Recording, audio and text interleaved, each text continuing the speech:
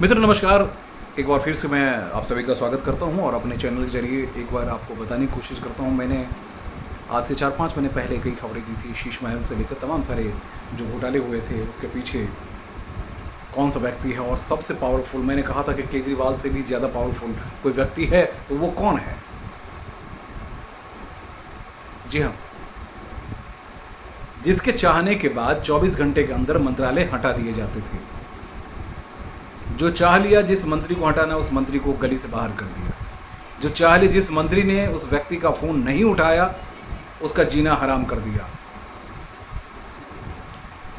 बड़ी खबर जो चीज़ मैं आपको बताना चाहूँगा कि देखिए, पहले 5 साल केजरीवाल एक सामान्य पॉलिटिशियन की तरह काम करते रहे और उनकी पॉलिटिकल के साथ साथ जो ब्यूरोक्रेटिक सिस्टम था वो भी उनके अकॉर्डिंग था। लेकिन जैसे दूसरी बार सत्ता में आए उसके बाद ये बिल्कुल पागल हो गए। और पागल करने वाला बंदा कौन था? ये विभव कुमार ही था। क्योंकि ये पत्रकार था अन्ना आंदोलन के, क्योंकि हम लोग जब कवर कर रहे थे तो जब भी इंटरव्यू लेने की बात होती थी तो लाइनअप यही करते थे, अन्ना को और केजरीवाल को। उस वक्त अन्ना ही चलते थे, केजरीवाल तो चलते भी नहीं थे ज़्यादा। सबसे ज़्यादा यही विभव कुमार हुआ करते थे। मीडिया के सबसे करीबी भी रहे विभव कुमार, क्योंकि खुद मीडिया में रहे तो मीडिया मैनेज करना जानते थे, मीडिया मैनेज करना जानते, लेकिन सिस्टम और पॉलिटिक्स को ये पीने लगे थे। और होता ही है, सत्ता एक वक्त आकर जो है वो आपके सर पे चढ़ के बोलना शुरू करता है। अरविंद केजरीवाल के साथ सबसे बड़ी परेशानी यही रही। सत्ता में जैसे आए उन्हें ये पता नहीं था कि सत्ता का गुरूर जो है वो क्या होता है और सत्ता कैसे चला जाता है।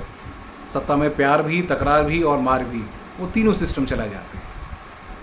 लेकिन केजरीवाल आते ही उसको डंडे के बल पे फर्जीवाड़े बहुत सारी चीज़ें, जांच एजेंसी बनाना और नौटंकी करना, वो तमाम सारी चीज़ें उन्होंने ऐसे कर ली जिसकी वजह से उनकी जो है वो नैया डुबोनी थी और डूबनी ही थी।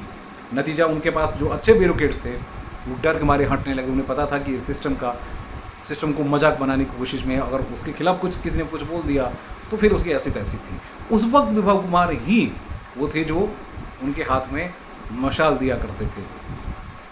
और सेकंड टर्म जैसे आया, सेकंड टर्म के बाद तो इनको उन्होंने स्वयंभू बना दिया।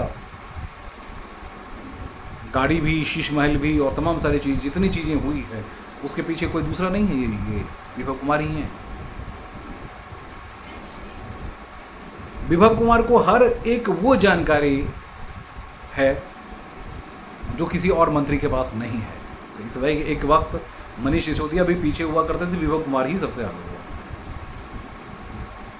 तो असली जो चेहरा है वो चेहरा सिर्फ केजरीवाल रहा। काम करने की पूरी तरीके जो चलाए गए वो विभव से चलाए गए। मंत्री के पास जब विभव का कॉल आ जाए समझ लीजिए मंत्री का काम हो गया। मंत्री बिना उनसे सलाम किए अंदर नहीं जा सकता है। एक समय हुआ करता था, संजय सिंह बेधड़क घुस जाया करते थे, उनके टीम के जितने लोग थे बेधड़क घुस आया करते थे। लेकिन अब सिचुएशन ये बन गया दूसरी टर्म के बाद, सीएम के पास डिप्टी सीएम भी जाने से पहले हिचकते थे और इनसे पूछ के जाते जो मनीष सिसोदिया की मैं बात कर रहा हूँ। अलग व्यवस्था में जीने लगे विभव कुमार। आखिर विभव कुमार से केजरीवाल क्यों डरते हैं?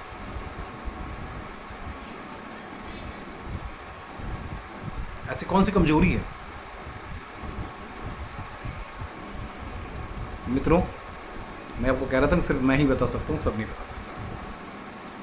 क्योंकि मैं कुछ दिनों से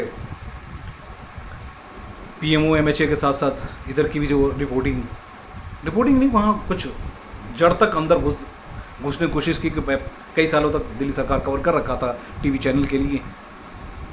तो फिर मैंने अपने सिस्टम को जगाने की कोशिश की, फिर पता चला कि ये बंदा केजरीवाल से भी ज़्यादा पावरफुल है और इनके शरण में जो आता है उन्हीं का भला होता है। अदरवाइज़ उनका चाहे मंत्री हो, चाहे संतरी हो, चाहे विधायक हो, बिना इनके पत्ते तक नहीं हिलते हैं।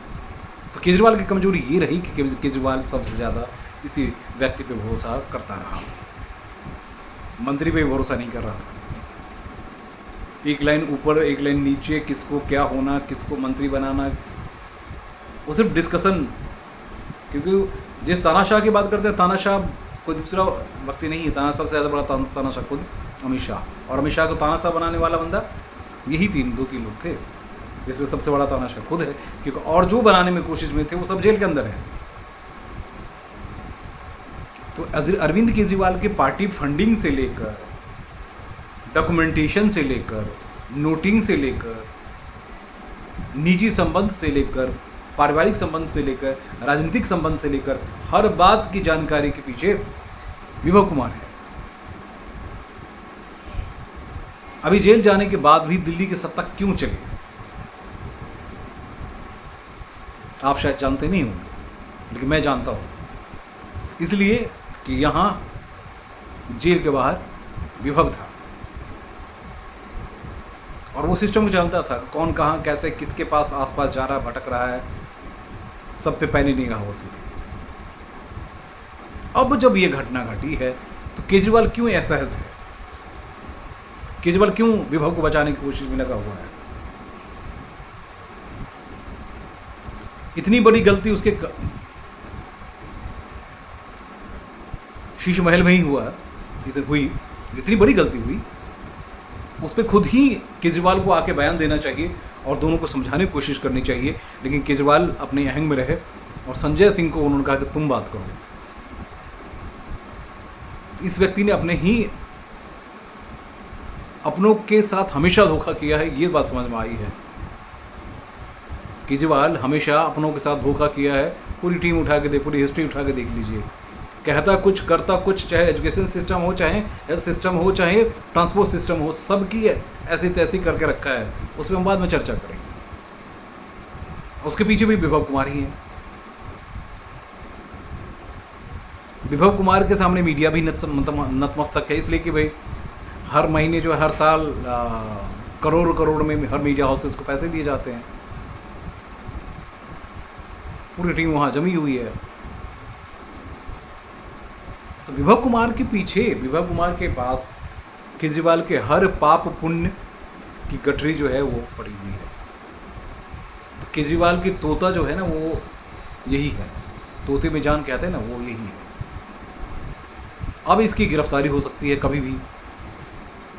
मुकदमा हो चुका है, आते ही उसके बाद तो फिर आप जानते ही हैं, FIR दर्ज, उसके बाद अपनी कहानी शुरू हो जाती है। और इसमें 4 धाराएं जो लगाई गई हैं, 5 धाराएं, उन धाराओं में तो आप जानते हैं कि भाई नॉन अवेलेबल वारंट है और इसमें पुलिस अपनी कार्रवाई तेज कर देगी। अभी तक ED से बचे हुए थे। जल बोर्ड का जो मामला था उसमें भी इनका नाम था। अभी तक ED से बचे थे, शीश महल वाले में बचे हुए थे, और भी कई मसले थे उसमें बचे हुए थे। इनकी नौकरी चली गई, बावजूद इसके सत्ता तो चलाते रहे। लेकिन मित्रों, कहानी अभी यहाँ नहीं खत्म होती है। कहानी यहाँ से शुरुआत होती है कि अब जो शीश महल के अंदर जो कहानी हुई है वो कहीं न कहीं केजरीवाल के लिए किसी बुरा सपना से कम नहीं होगा। कई बार मनीष सिसोदिया के साथ हम जब बैठते थे, वो कहते थे हमें जितना दबाने की कोशिश किया गया, जितना बर्बाद करने की कोशिश किया, उतना हम उभर के आ गए। लेकिन यहाँ जो कुछ हुआ उससे पार्टी को निकलना बहुत ही मुश्किल होगा। और फिलहाल केजरीवाल का ये जो तोता है ना, ये अगर जेल के अंदर चला गया तो केजरीवाल दीवार में चुम जाएगा, क्योंकि उन्हें पता है कि कुछ भी पता नहीं है। ये सारा सिस्टम यही जानता है, पूरी दिल्ली यही, पूरी पॉलिटिकल पार्टी यही चलाता है। हंसना, रोना, गाना जो भी है वो विभव कुमार ही है पर्दे के। लेकिन एक बात की आपको तारीफ उस व्यक्ति की करनी पड़ेगी कि इतने सब कुछ रहने के बावजूद बड़े शालीनता के साथ पीछे बैठ के मुस्कुराता रहता है बंदा।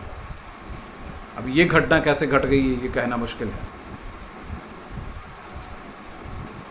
जितना शातिर केजरीवाल रहे, उन शातिर व्यक्ति के साथ काम करना बड़ी सहजता के साथ इतने सालों तक उस विभव कुमार में रहा। तो मुझे जो मेरी समझ में आता है कि ये जो केजरीवाल के जो तोते हैं वो जेल में जा सकते हैं। अब कहानी लिख दी जा चुकी है, अभी तक जो हमारे पास इंफॉर्मेशन है। नमस्कार।